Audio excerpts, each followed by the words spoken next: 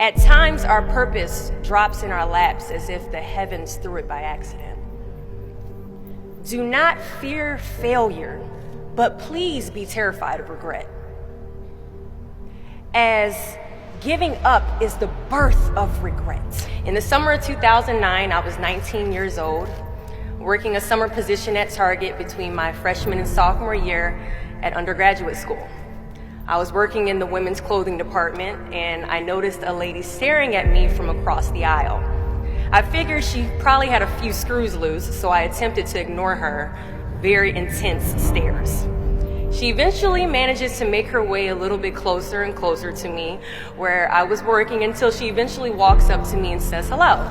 I say the famous Target quote, which is, "Hi, may I help you find something?" So now anytime someone says that to you all in Target, you know it's their job to say it to you. She then asks me, "Were you born in this country?" And I was immediately offended. And I said, "Yeah, I was born in this country." And then she says, "Do you have any kids?" I said, "No, I don't have any kids." She then asked me if I was married, and then I said, "No, ma'am, I am not married." She says, "How old are you?" I said, 19. "May I help you find something?" She then says, "You are the most beautiful girl I have seen." And I said, "Oh, thank you." I didn't work that much for my makeup, but I did the best I could, but thank you. And then she says, "I think you could be the next Miss USA." And I stare at her in pure disgust and said, "Pageants? You're telling me pageants like Sandra Bullock, Miss Congeniality. Pageants? You think I should compete in pageants? I'm in the Army, okay? We don't do pageants in the Army." She then asked me to meet her at Starbucks the very next day before my next shift at Target.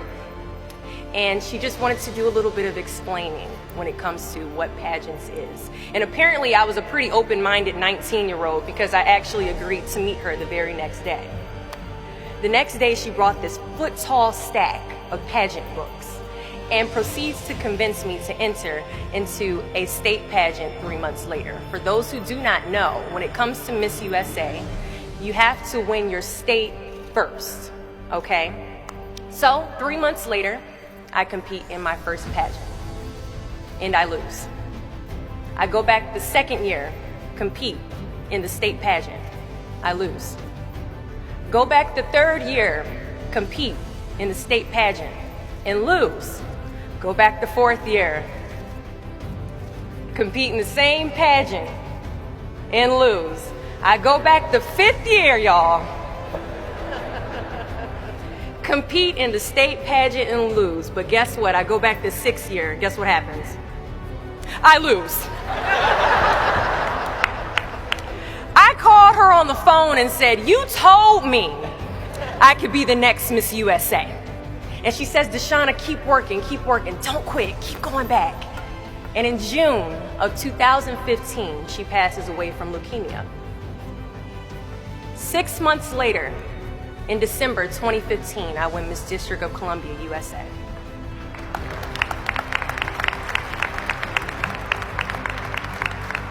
And 6 months after that, in June of 2016, I become the first soldier to win Miss USA.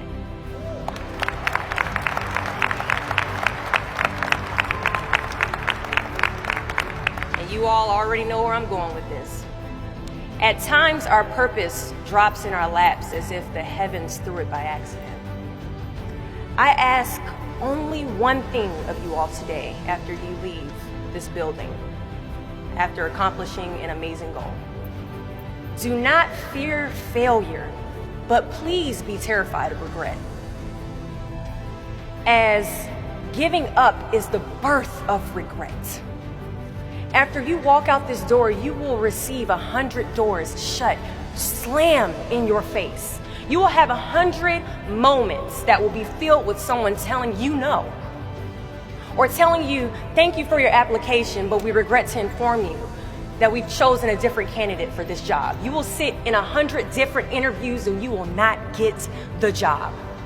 The reality of life is that we will all hear more no's than we hear yeses. And we will fail a lot, and I mean a whole lot. But what I ask of you today is to not take no for an answer. Don't be afraid of no's. Be afraid of the possibility of a yes that you have prematurely destroyed because you decided to quit before the clock strikes 12.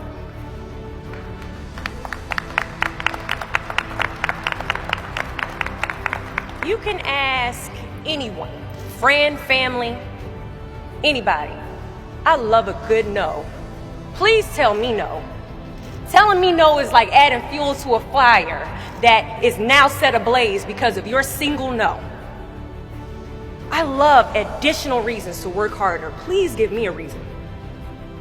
So today I challenge you to fight, to work, to not stop here, to believe so heavily in your aspirations that you too will not fear the word no, but instead you will choose to welcome it. Thank you for your time.